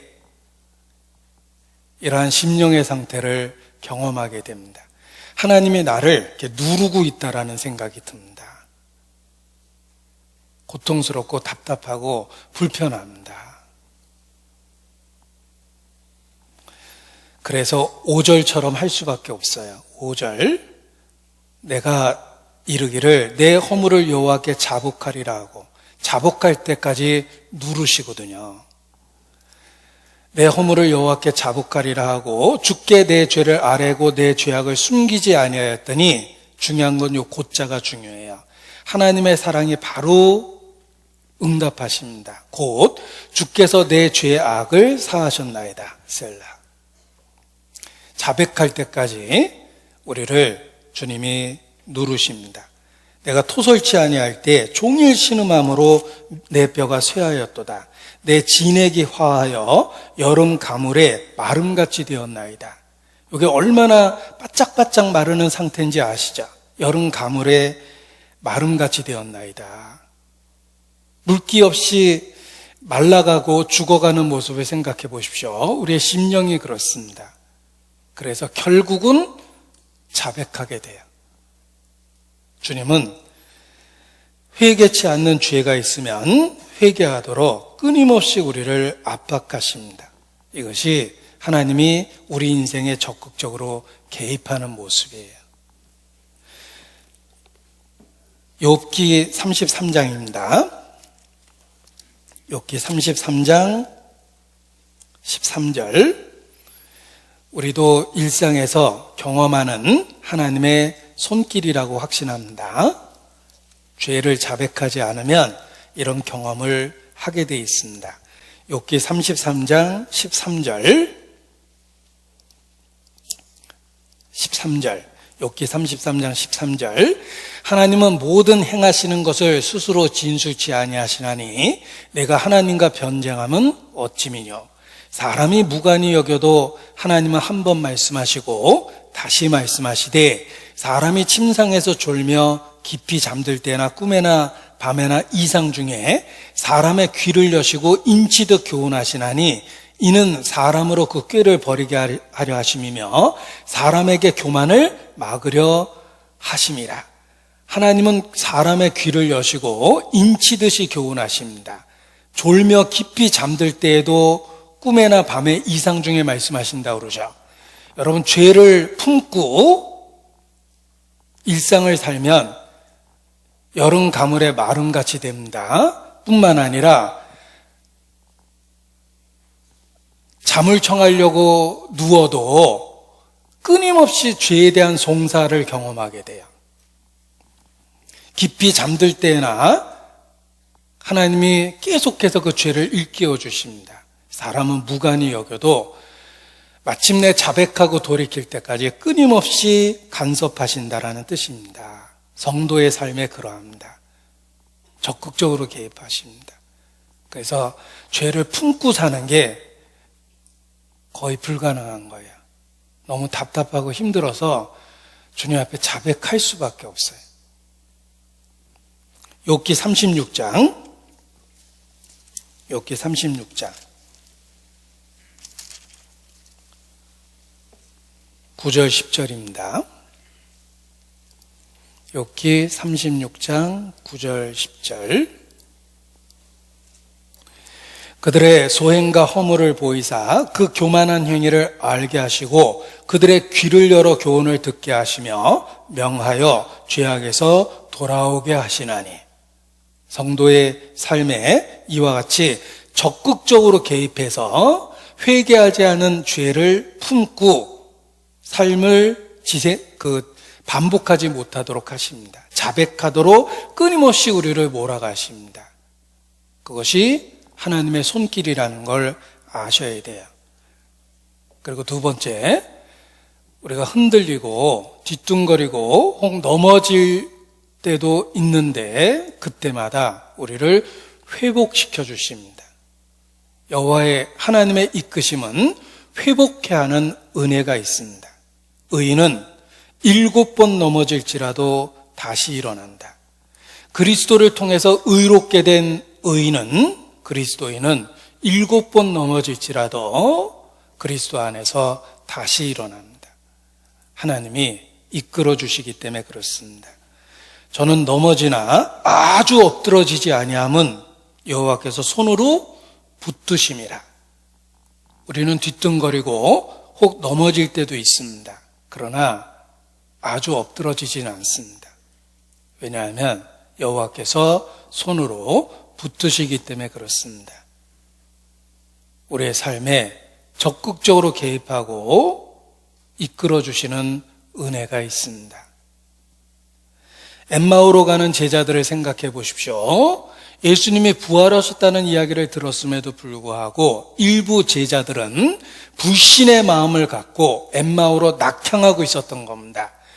예루살렘을 떠나지 말라고 그랬는데 그들은 불신하고 무리로부터 멀어지고 있었습니다. 그때 그냥 가게 내버려 두셨다면 그들은 신앙을 잃어버렸을 겁니다. 주님은 엠마오로 향하고 있는 그들의 노중에 그들에게 나타나셨습니다. 자신의 모습을 감추고 다른 모습으로 나타나서 그들과 대화를 나누고 음식을 먹고 떡을 떼서 주셨습니다. 그래서 진리를 일깨우고 그들을 돌아오게 만들었습니다. 그들을 그냥 두셨다면 그들은 부활의 소식을 뒤로하고 신앙을 잃어버렸을 겁니다. 그러나 예수님은 엠마오로 향하고 있는 그들을 쫓아가셨고 노중에서 그들을 만나서 데려오게 하셨어요. 돌아오게 하셨습니다. 지금도 그렇습니다. 우리가 진리를 뒤로하고 엠마오로 향하는 발걸음이 우리 삶 속에 있습니다. 그때마다 주님은 그냥 두셨어도 되는데 여러 방법으로 우리를 돌아오게 만들어 주셨어요. 회복케 하는 하나님의 이끄심이 있다는 것입니다. 베드로 사도에게도 마찬가지입니다. 그는 예수님을 면전에서 3번이나 부인했어요. 크게 넘어진 겁니다. 그러나 베드로는 마침내 돌이켰습니다. 주님이 베드로의 삶에 직접 관여하셨기 때문에 3번이나 예수님을 부정했음에도 불구하고 돌이킬 수 있었던 겁니다. 주님이 직접 베드로의 삶에 관여하셔서 돌아올 수 있게 만들어주신 거예요. 누가복음 22장 31절입니다. 누가복음 22장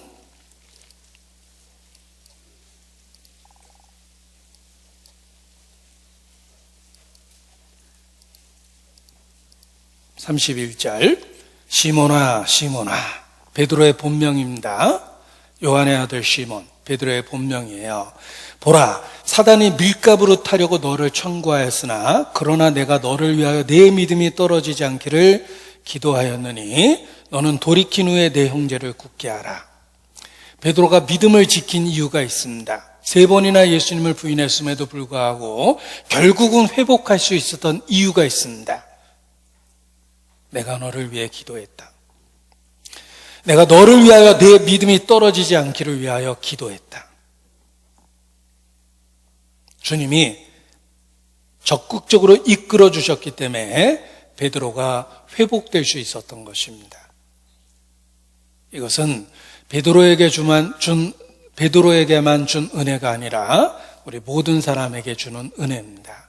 끊임없이 우리를 돌아오게 하고 회복케 하는 은혜가 있습니다. 우리를 이끄신 거예요. 그리고 우리가 적극적으로 범죄하려고 할 때는 주님은 그 죄를 막아주십니다. 보십시오. 우리가 혹 적극적으로 범죄하려고 할 때 주님이 그 죄를 막아주십니다. 막아주는 은혜가 있습니다. 예를 들면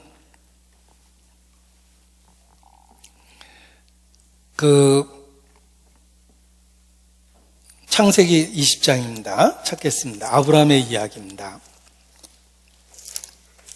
창세기 20장.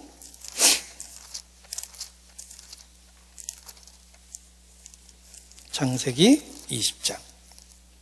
아비멜렉, 블레셋의 그 왕을 아비멜렉이라고 그럽니다. 그 당시에 아비멜렉이 아브라함의 아내를 취하려고 하니까 하나님이 적극적으로 개입해서 죄를 못 짓게 만듭니다. 그래서 6절에 이르시기를 하나님이 꿈에 또 그에게 이르되 내가 온전한 마음으로 이렇게 한 줄 나도 알았으므로 너를 막아 내게 범죄하지 않게 하였다. 여인에게 가까이 못하게 함이 이 까닭이라. 하나님은 적극적으로 이 사건에 개입해서 아비멜렉이 죄를 짓지 못하게 하셨습니다. 내가 너를 막아 내게 범죄하지 않게 하였다. 그래서 아브라함의 가정을 지켜주신 겁니다. 지금도 그렇습니다. 하나님은 여러 방법으로 죄를 막아주세요. 그래서 우리를 지키시고 이끌고 계십니다. 발람이 이스라엘을 저주하는 큰 죄를 지으려 할 때 하나님은 발람을 막았어요. 3번이나 막았습니다. 어떻게 막았냐면 그가 타고 있는 나귀의 입을 여셨죠. 나귀를 통해서 3번이나 발람의 죄를 막습니다. 그래서 성경에는 이 선지자의 미친 것을 나귀가 사람의 소리로 말하여 금지하였느니라. 하나님이 그 선지자의 죄를 미친 짓이라고 그랬어요. 정말 어리석은 짓을 하는 거예요. 그 선지자의 미친 짓을 나귀의 입을 열어서 3번이나 막으셨어요. 하물며 성도의 삶에는 더욱 적극적인 이끄심이 있습니다. 하나님이 죄를 막아주세요. 우리가 구원받은 이후 큰 죄를 짓지 않고 살았던 이유는 유혹을 안 받아서가 아니에요. 그냥 내버려 뒀다면 다윗이 지었던 그런 범죄와 같이 우리도 수없이 많은 죄를 지었을 겁니다. 그런데 주님은 적극적으로 막아주셨어요.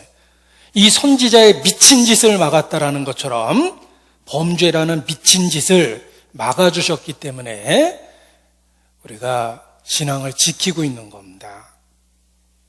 막아주신 은혜가 있어요. 친구 5이 모여 은행을 털려고 그럽니다. 털려고 나가는데 아버지가 알고 달려와서 자기 아들을 붙잡고 매달렸어요. 나머지 친구들은 은행 털러 갔고 아버지한테 붙잡힌 아이만 못 갔습니다. 그래서 아버지한테 욕지거리하고 방 안에 갇혀 있었어요. 아버지하고. 저녁에 뉴스를 보는데 은행 털러 간 친구들이 뉴스 시간에 나옵니다. 2명은 현장에서 사살됐고 2명은 현장에서 총을 맞고 체포됐습니다. 2명 죽었고 2명은 총 맞고 체포돼서 수갑 차고 있습니다. 만일 그때 아버지가 잡지 않았다면 범인이 5명이 됐을 거고 자기도 거기에 이름이 나왔을 거예요. 그 친구들보다 착해서 범행에 가입이 안 된 게 아닙니다. 아버지가 붙잡고 매달렸기 때문에 큰 범죄에 연루가 안 된 거예요. 우리가 죽음을 건너가 보면 하나님 앞에 그런 일이 많을 겁니다.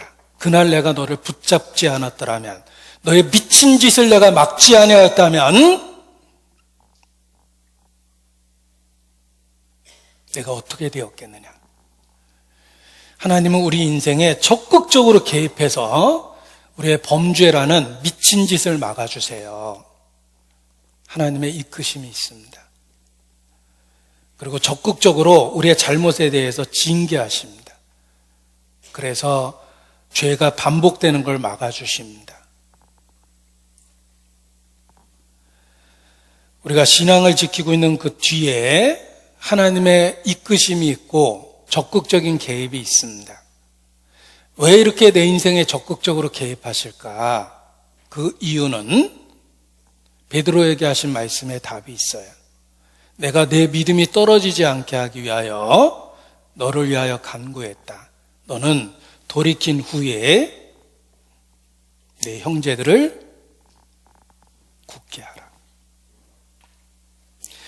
우리의 죄를 적극적으로 막아주신 건 은혜입니다. 그리고 막아주신 이유 중에 하나는 너와 똑같은 잘못을 범하려는 사람들을 내가 붙잡아줘야 된다는 뜻이에요.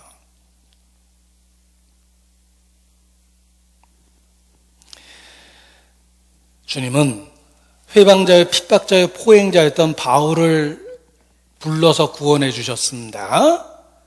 그리고 그 이유를 설명하시기를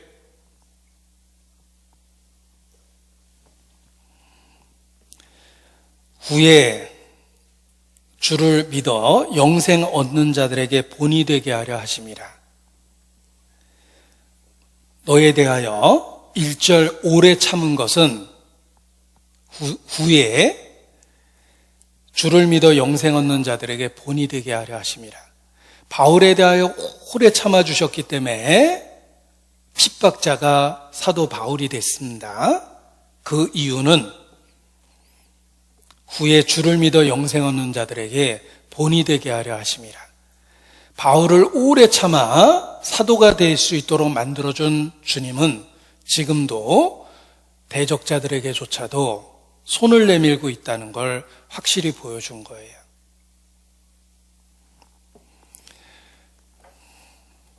내 자신이 예수님을 믿게 된 그 뒤에는 하나님의 오래 참으심이 있었습니다. 하나님의 인도하심이 있었습니다. 아버지의 이끄심이 있었습니다. 그리고 그것을 분명히 알게 해준 이유는 너도 이와 같이 다른 사람에 대하여 그렇게 행하라는 뜻입니다.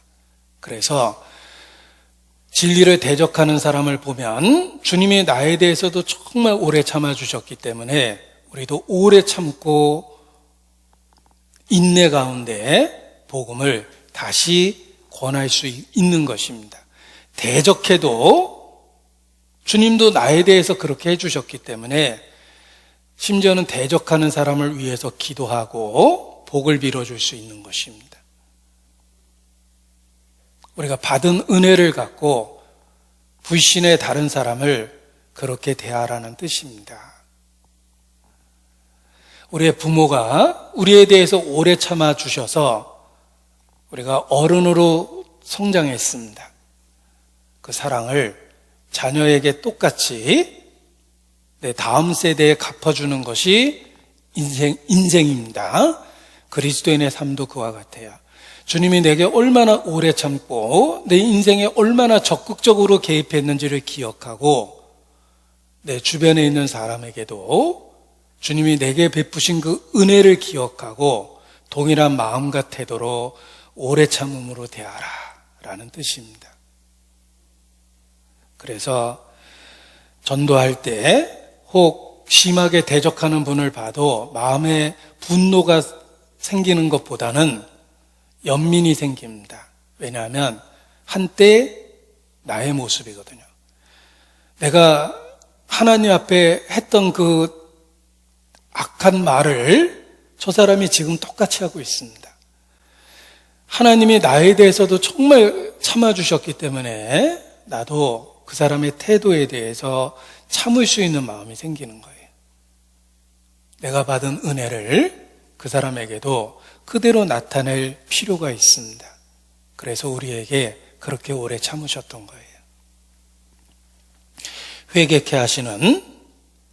회개케 인도하시는, 이끄시는 은혜가 있습니다.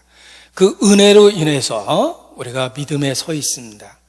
그리고 은혜를 받은 만큼 다른 사람을 향해서도 마음을 넓혀야 됩니다. 기도하시겠습니다.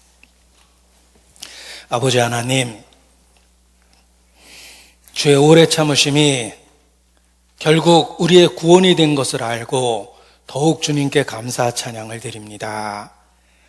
주님의 은혜를 받은 만큼 우리의 마음을 넓혀서 다른 사람을 받아들일 수 있도록 일깨워 주시고 도와주시기를 주님께 기도합니다. 우리가 마침내 회개하고 예수님을 믿을 수 있도록 기다려주시고 오래 참고 이끌어 주신 것 주님께 감사를 드립니다. 우리가 전도할 때도 주님의 그런 마음으로 인도할 수 있도록 함께하여 주시옵소서. 주께 의지합니다. 8월 17일 주님 안에서 예비된 학예 수양에도 소중한 이루어진 영혼들 주님 앞으로 이끌 수 있도록 우리를 사용해 주시고 도와주시기를 주님께 간구합니다. 고마우신 우리 구주 예수님 이름으로 기도합니다. 아멘.